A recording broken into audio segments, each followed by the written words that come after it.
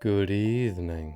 My name's Evan and welcome to Rocklin Graves. The indie horror space is one with so much passion baked into it, but I feel like I haven't gotten around to reviewing as many films from indie filmmakers as I would like to. There are a ton of indie horror movies I've seen that have way more passion and creativity than bigger films, and the love for the craft often bleeds through from start to finish. Today I'll be looking at Shifted, an upcoming Screambox exclusive written and directed by Adrian Constant and co-written by Jason T. Green. Before I get into it, I just wanted to thank Screambox for hooking me up with a screener for this movie so I can get the review out for you a few days before the movie's official release on April 18th. This is the first time I've gotten to do something like this, and it's just so damn cool, so thanks to Screambox for making that happen. This review will not contain any spoilers. I will be splicing in some trailer footage, but nothing that's going to give anything away, so you'll be able to experience the movie for yourself when it comes out next week.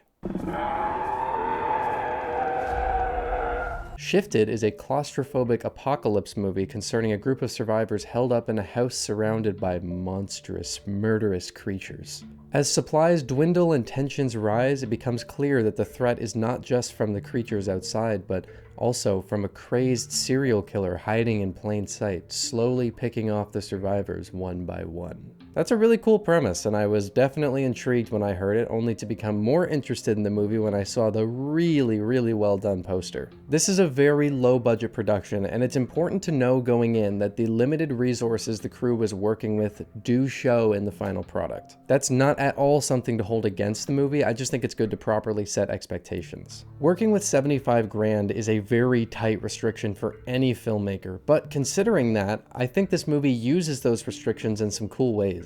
The house they're trapped in feels genuinely cut off and claustrophobic, and the few times we do go outside, it's shot in a way that doesn't break the illusion of this apocalyptic world, which is one of the hardest settings to accomplish when you're working with a budget like this. The other side of making a movie that's very isolated and focuses on a small cast of characters is that those characters and their interactions need to hold your attention enough to carry the film. Set pieces, makeup and VFX, high-level actors, these are things that these types of smaller productions don't generally have the luxury of working with, but writing an interesting story with characters to go along with it is not held back by budget. And unfortunately, the way this movie is written is my biggest problem with it overall. The setup of these group of survivors stuck together in a confined space with a serial killer is one with inherent tension, but the problem is that the killer is revealed to the audience in the very first scene before we even meet any of the other characters. I'm not saying that's inherently a bad thing, but if the audience is aware of who the killer is from the start, then the rest of the movie needs to be structured in a way that accommodates that knowledge. There is someone in this house killing us. A significant chunk of this movie is spent on the other characters trying to figure out who the killer is, but because we already know who it is, there's zero tension in those scenes. Another issue with the structure is just how much this movie relies on flashbacks. I lost count of how many there were, and none of them added anything with any significant impact on the story. It's mostly just characters explaining something unrelated that happened to them before they got to the house, and that's really all there is in the way of character development. There was one flashback that I thought was kind of interesting, but it doesn't go anywhere. Like rats stuck on a sinking ship. I'm not just gonna sit here and bash this movie, and I'll get to the things that I liked in just a second, but I need to talk about the dialogue. There's no subtlety or believability with any of the conversations these characters have, and with a movie that relies so heavily on its characters, this is a huge problem. That's not to say the acting is terrible. I actually enjoyed watching some of these performances more than I thought I would. It's that the material they're given is so robotic and by the numbers that it makes it hard to get invested in anyone's personalities or their backstories. It's also hard to care when there is a serial killer among them. They all know that, and yet they spend every scene of the movie split off into small, easy-to-kill groups. Good thinking. That ought to work. Now, that's not to say there's nothing good here. The tone is very well established and remains consistent throughout, and really solidifying that feeling of isolation that's so pivotal to a story like this. There are some really well composed shots that use lighting very effectively that gave the house this cold, dark feel that I was really into. The cast overall did a good job, and I particularly enjoyed Michael Wirtz as this no-nonsense wanderer who just wants to get shit done. He's also the only one whose backstory I wanted to see fleshed out more. The VFX and makeup work definitely show the movie's budget, but the concepts behind them are really cool. You can tell the filmmakers were aware that if too much focus was given to these effects, it would hurt the movie because of the limitations they were working with. You're given a taste of what happens, and then your mind is free to fill in the blanks, which is absolutely the right way to do it in this context. The score was really interesting as well. It uses throat singing and some soundscapes that really complemented the tone and helped to build this sense of dread.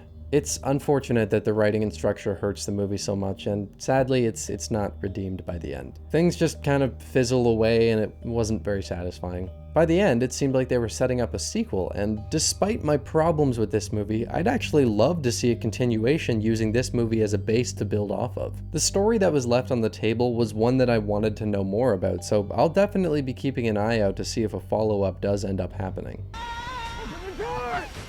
The story just doesn't get developed enough. We have the same information at the end of the movie that we did at the beginning. If there were more small-scale things explored in this movie, then I think the overall undeveloped world would be less obvious, but as I already said, the characters don't get fleshed out enough. One thing I want to mention is that this movie was actually dedicated to a mega fan of these filmmakers who unfortunately passed away back in 2021. This is one of my favorite things about the indie horror space, is that tight-knit, passionate fan base. This was such a sweet thing to see at the end of this movie. It warmed my heart, it saddened me, but I know that Ken would be over the moon if he could see that this movie was dedicated to him. That was beautiful. That tight-knit fan base is one of the biggest benefits to being a smaller production, and I love to see filmmakers embracing that. So that's Shifted.